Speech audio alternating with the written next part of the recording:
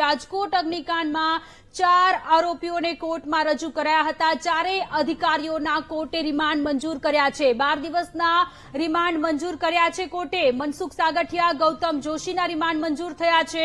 Mukesh Makwana, Rohit વિગોરાના remand મંજૂર થયા છે। સંવાદદાતા ભાવેશ આપણી સાથે લાઈવ જોડાયેલા છે। ભાવેશ, ભ્રષ્ટ અધિકારીઓનો પાપનો ઘડો છલકાઈ ચૂક્યો છે। કોર્ટમાં અધિકારીઓને રજૂ કરવામાં આવ્યા। 12 દિવસના રિમાન્ડ મંજૂર થયા છે। રિમાન્ડમાં ઘણા બધા ખુલાસાઓ થશે।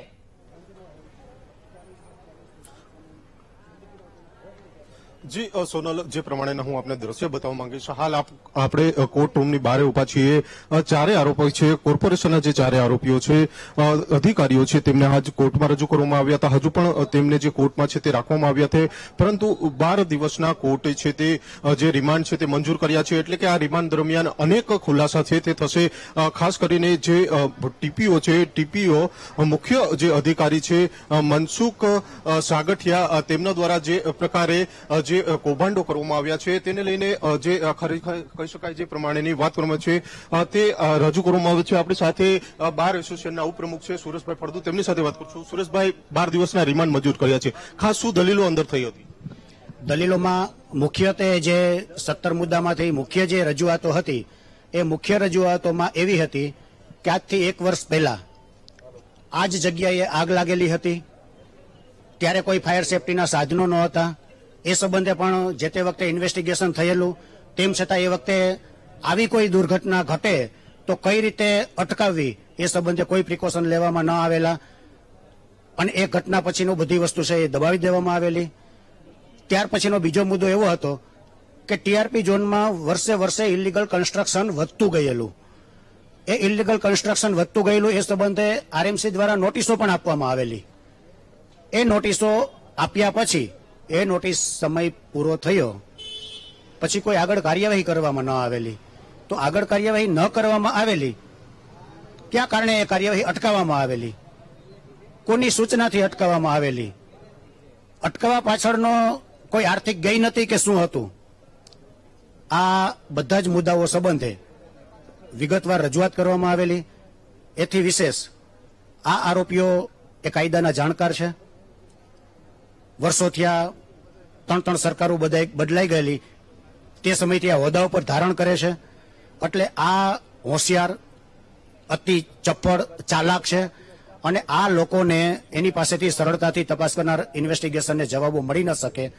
અગાઉના કોઈ આરોપીઓએ કસ્ટોડિયલ ઇન્ટ્રોગેશન દરમિયાન કોઈ ખોટી માહિતી આપી હોય અથવા આ આરોપીઓ ખોટી માહિતી આપે છે તો ક્રોસ વેરિફિકેશન કરી, ક્રોસ ઇન્ટ્રોગેશન કરી સત્યતાના મૂળ સુધી પહોંચવા માટે નામદાર અદાલતે 12 દિવસના રિમાન્ડ મંજૂર કરેલ છે। આરોપીઓના વકીલે શું દલીલ કરી હતી? કઈ આરોપીઓના વકીલોની દલીલ એવી હતી કે જે કંઈ રિકવરી ડિસ્કવરી હતી પૂર્ણ થઈ ગયેલ છે, માત્ર ઇન્ટ્રોગેશન છે, ઇન્ટ્રોગેશનમાં 14 દિવસના રિમાન્ડ ન હોય, 1-2 દિવસના રિમાન્ડ પૂરતા છે। આ પ્રકારની એની વેગ દલીલો હતી।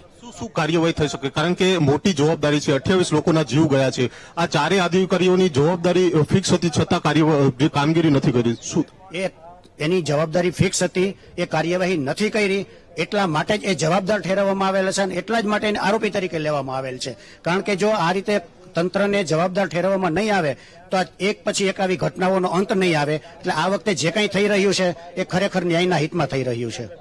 જે પ્રમાણે સોનલ, જે બાર એસોસિએશનના ઉપપ્રમુખ છે સુરેશ ફળદુએ જે પ્રમાણે વાત કરી કે જે જવાબદાર અધિકારીઓ છે તેમના દ્વારા કામગીરી કરવામાં નહોતી આવી, જેના કારણે જ તેમને આરોપી બનાવવામાં આવ્યા છે અને હાલ જે 12 દિવસના રિમાન્ડ છે તે મંજૂર કરવામાં આવ્યા છે। આ રિમાન્ડ દરમિયાન અનેક ખુલાસા થઈ શકે છે અને અનેક જે આ પ્રકારની જે ગેરરીતિઓ આચરી છે તે પણ સામે આવી શકે છે। જી સોનલ। ભાવેશ, ઘણા બધા સવાલો ઉદ્ભવી રહ્યા છે। 12 દિવસના રિમાન્ડ તો મળી ચૂક્યા છે, પરંતુ જે સાગઠિયા છે, મનસુખ સાગઠિયા, કે જેની બેનામી સંપત્તિ પણ સામે આવી ચૂકેલી છે, અત્યારે એક હોટલ પણ સામે આવી ચૂકેલી છે, અન્ય પણ આરોપીઓ છે તેમની પણ ઘણી બધી બેનામી સંપત્તિઓ હશે અને આ ભ્રષ્ટ પૈસાના કારણે જ થઈ હશે।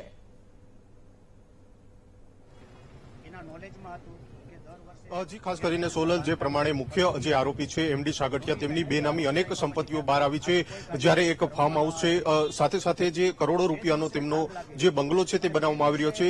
અલગ અલગ રાજકોટ સહિત અલગ અલગ જિલ્લાઓમાં બેનામી સંપત્તિ છે, તેને લઈને પણ હવે એસીબી દ્વારા કાર્યવાહી કરવામાં આવી છે. એસીબી દ્વારા ગઈકાલે મોડી રાત્રે કોર્પોરેશન ખાતે તેમજ અલગ અલગ સ્થળોએ દરોડા પાડ્યા હતા. તમામ વિગતો હાલ મેળવવામાં આવી રહી છે. જે પ્રમાણે હાલ 12 દિવસના રિમાન્ડ છે તે મંજૂર કરવામાં આવ્યા છે. તેને લઈને પણ અનેક જે ખુલાસા છે તે થઈ શકશે. જ્યારે આગામી દિવસોમાં હજુ પણ 2 પીઆઈ છે તેમની પૂછપરછ હાલ કરવામાં આવી રહી છે. જો જરૂર જણાશે તો આ પીઆઈ વિરુદ્ધ પણ ગુનો દાખલ થઈ શકે છે.